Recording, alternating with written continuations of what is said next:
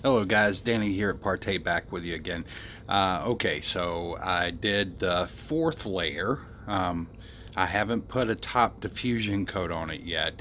I did mix, however, a little bit of the diffusion agent in the tone, as well as a new 3M additive for some reflectivity, additional reflectivity, and tried to balance that out so that we can hold tight to our high reflective nature without losing. So we want our increasing gain, but we don't want to lose our side angles, and we don't want to lose.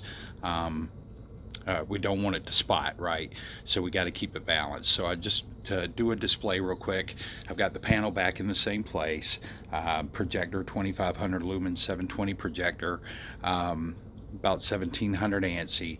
I've also got a little white matte piece of paper there just so you can use that as sort of a baseline for one gain. And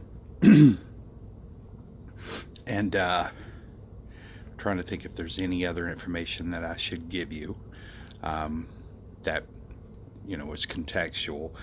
I would say anything that reflects on the back here is going to be out of focus because I've got everything focused at that panel. So we'll go ahead and just real quick get started here. So you'll notice it seems extraordinarily bright. Okay, it's not as bright quite to the eye now as what's being picked up there. So let me focus in.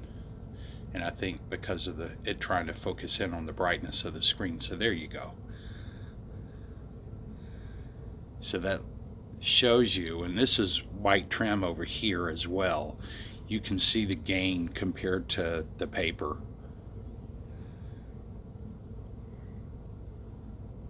It's not spotting at all.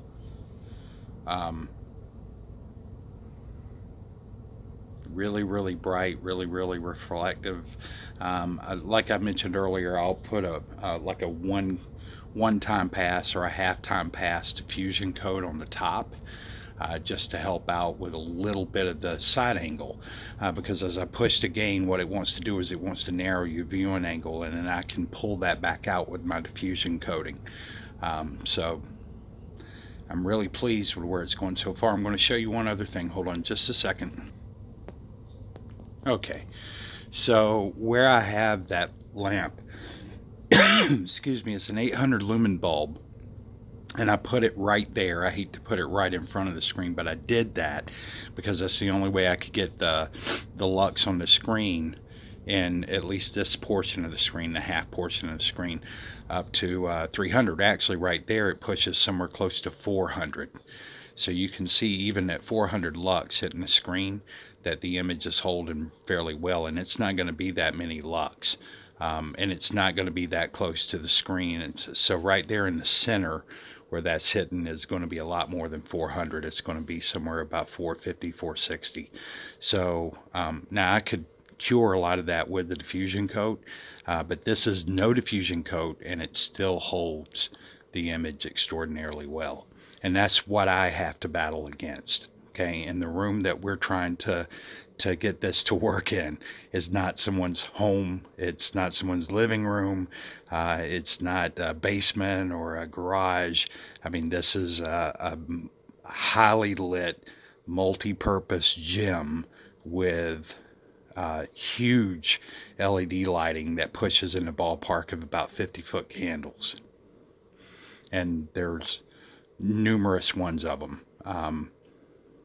Just a really bright room, brighter than any home room you're going to run into.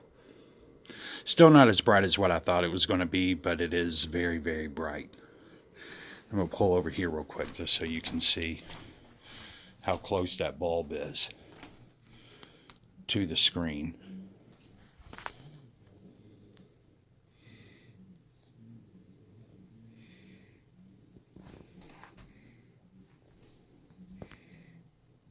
Still see comparative to the white piece of paper.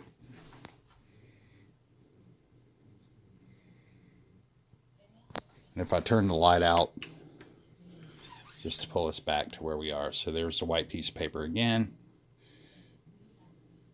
So you can see I'm losing a little bit of my brightness in the side angle, which I would expect to have when I'm pushing the gain that high.